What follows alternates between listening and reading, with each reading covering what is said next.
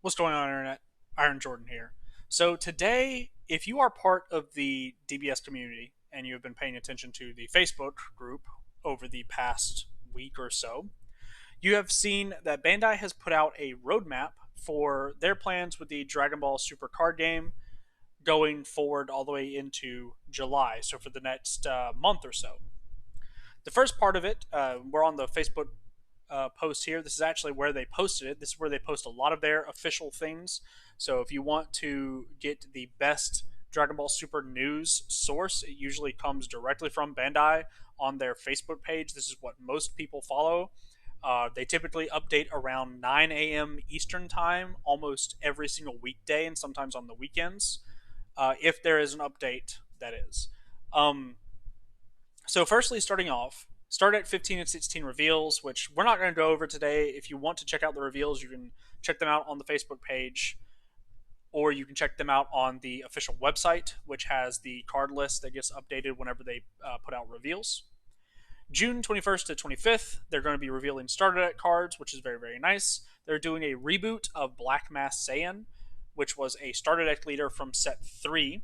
Very nice. I used to play a little bit of that leader. I think everybody that was playing back at that time played that leader. He was very good. He was coming out in a time where Mecha Frieza was still around, and so he was actually one of the first like purely aggro leaders. And he had a very awesome mechanic. He was one of the first Overrealm centric leaders, which is very, very nice. So glad to see him get a reboot. They're also putting out a red Super Vegeta. It's the Super Saiyan God. It's where he's ultra blue, which is very, very nice. This is my favorite Vegeta form in Dragon Ball. I'm a big Vegeta mark. I love Vegeta. People who know me know that. So I'm actually very much looking forward to the red Vegeta deck specifically. Going on to June 28th to July 25th, they're going to have Cross Spirits, which is the new set 14, card reveals. The week of June 28th is blue and black. The week after that is going to be yellow, green and multicolor, and then red is going to be the final week. So that's actually already taking place right now. So we're getting the reveals right now for the blue and black cards. We actually just had the Trunks child and the new Harugarn leader that were spoiled already, which is nice. Next week will be yellow, which is probably what I'm going to be the most glued to. But moving on to that, we're going to July 5th, July 12th, and July 19th. So there's going to be 3 secret rares confirmed. And they'll all be. That makes me think that the July 5th one, so that makes me think one will be yellow, one secret rare will be green or multicolor, and then the other secret rare will be red. So we're getting a red, yellow, and then a green or probably multicolor secret rare, which will be nice. We'll see how that goes. July 17th. This is what I wanted to make this video about. Band limited errata card update. To kick off the Unison Warrior series boost, we'll have a wide ranging ban, limited, and errata update. We look forward to providing our players with even more enjoyable player experience. Make sure to check our Facebook every day for the next month. See you soon, Dragon Ball Super Card Team. So, this is what everybody has been talking about for the past couple days is ban list predictions and what's going on with what are they going to hit. Oh god, they're going to hit Mecha, they're going to hit Dark Broly, they're going to hit King Piccolo, whatever. I am not going to be doing that. I'm not going to be speculating on anything when it comes to individual cards because I'm not going to pretend that I have been involved in the competitive or even casual community enough over the past 3 months to make any kind of educated guesses on what needs to be hit. Trust me, I know what's strong. Dark Broly is strong. Mecha Frieza is strong. Red Broly is strong. I know that Bardock is strong. I know that King Piccolo is strong. Vegeta is still a terror, right? I know what's good. I know what's strong. I know what's broken. However, I do not have enough hands on experience over the past 2 or 3 months. Over the past 2 or 3 months, I've played maybe a dozen games of Dragon Ball Super. I never have quit this game. I've never taken like a full hiatus. I've been playing since the game came out in 2017, and since that, because I was playing Panini Dragon Ball Z before then, and it kind of led into me playing this. But I've always played the game in some amount. Most of it has been online recently, just with random people or with people from the Discord or whatever. But I I'm not going to sit here and pretend that like, oh, I know that mecha. Although mecha's a problem, I'm not going to say like, oh, this, that, or the other should be banned, errated, or limited, because I haven't played enough to have a good grasp of that. However, what I am going to say is that as somebody who has not been playing as much as they used to, I used to be so excited to go to locals twice a week. I used to go to every regional I could.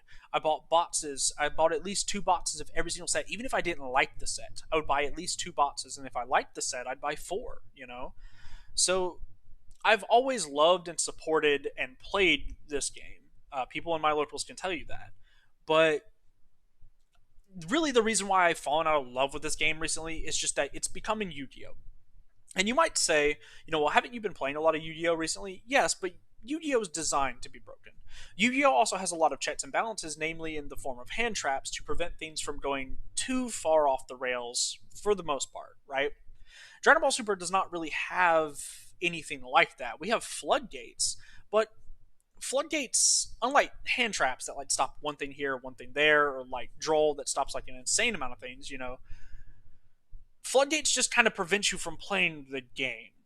And we've gotten into a really bad, like, we've shoehorned the game, or Bandai has really shoehorned the game's design into if your deck does not do as many free things as possible during your turn and your opponent's turn, then it's probably a bad deck. It's really interesting to look back and see cards like Bardock the Progenitor, which is still currently banned, that could come off the ban list tomorrow and probably be fine. That's the other thing that people are not really, I think, thinking about is that with the ban errata and limited list, we not only could see things banned and limited and errated, we could see things come off of the ban list. And I said I didn't want to speculate, but I very much suspect that Bardock the Progenitor and maybe even Cell could come off of the banned and limited lists, respectively. So we'll see how that goes. But I think the main problem with this game right now is that you just don't pay enough energy for things. If you're paying energy for something and it's not a massive discount on what it already does, then the deck is just bad. The strategy is just bad. Paying for cards is bad. The game is just one turn too fast, and I get that some people like that you don't have to pay for things because it makes the deck feel powerful, it makes games feel exciting, I guess, but it also just makes things not feel fair. It just doesn't seem like there's as much thought put into deck building nowadays. It doesn't seem like there's much counterplay or anything like that. Like, or even if you are counterplaying something, it's just with the unison cards, the cards that free play if you have a unison out, and that's it. It's the game is in just such a bad spot for a game that has a mana system. This game has a mana system for a reason. You're supposed to use your mana to dictate how many. Think about Magic the Gathering. I know that a lot of Dragon Ball Super players hate Magic the Gathering. I don't understand why. If Magic the Gathering didn't exist, you wouldn't have the Dragon Ball Super card game. It is a direct successor to Magic the Gathering, so you probably should appreciate it more than you do if you hate it, that is.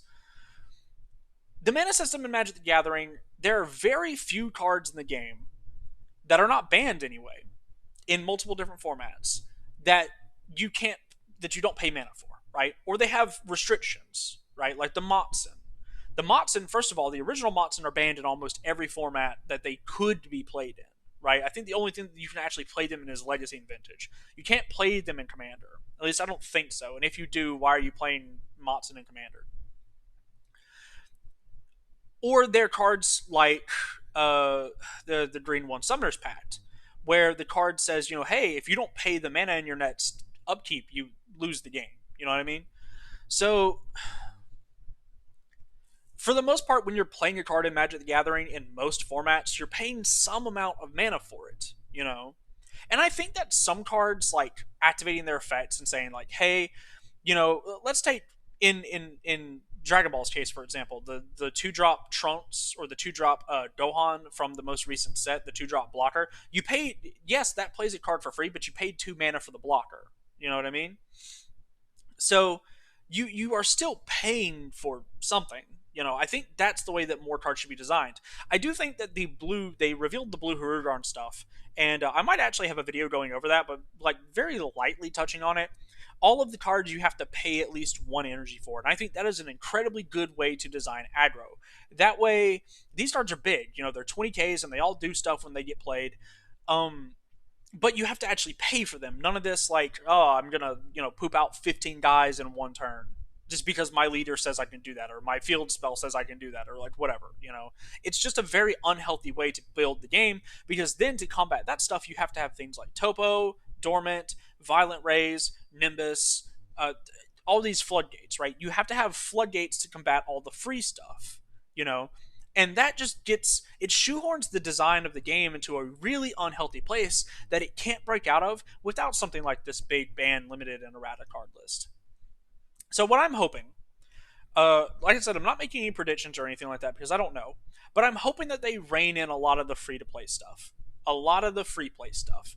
It has ruined my enjoyment of the game, and I can't be excited about playing this game with a mana system until the mana system matters again. You know what I mean? And even if you're playing things cheaper, like going back to, there was a turning point in set 3 where they decided that boss monsters come out on 5, and 5 is when the game should end, because people complained in set 1 and 2 that the game were too slow and turns were going to like games were going to like turn 7 or whatever.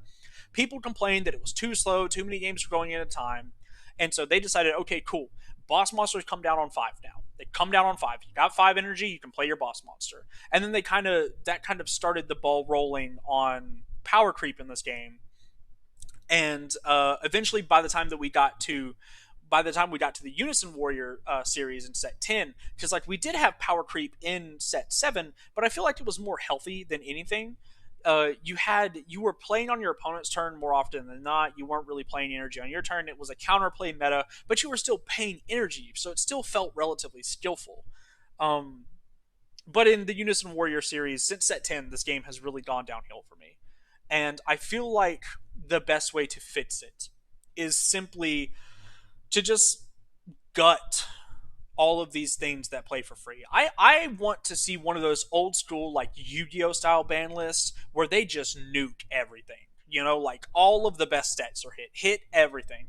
If the leader causes, like if it's Mecha, if it's Dark Broly, if it's King Piccolo, all these leaders that play stuff for free, just get rid of them. Just get rid of them. Um, that would make me the happiest. I know that people would be upset, and it could be like a pseudo rotation, but I think that overall the community has felt like, they're ready for this breath of fresh air. I've seen a couple posts here or there on the community page where people say, hey, just get good. If you lose to these cards, just get good. You know what I mean? But that's not the attitude that you can have in a card game when you see that there are clear problems. You know, I'm not a guy who's losing to any of these decks because I'm not playing. And it's just, as somebody who's been playing this game since the beginning, it really disincentivizes my willingness to sit down at a locals or crack product or even go hang out with the guys and go play. So that's really about it for this video. I just wanted to bring attention to this. Keep your eyes peeled on the Facebook page, specifically the official Facebook page, because they will be announcing it on July 17th, which is just a little over 2 weeks away now. So let me know what you guys think. I'm not, like I said, I'm not going to make any predictions. I did put out a tiny wish list of like, oh, just the free stuff needs to go. But if you guys have any predictions, if you guys have a wish list, let me know in the comments below. I would love to see what you guys think about a potential ban list, or maybe you are in the same boat as the other people on the page that think we don't need a wide ranging ban list. But I mean, clearly we're gonna get one.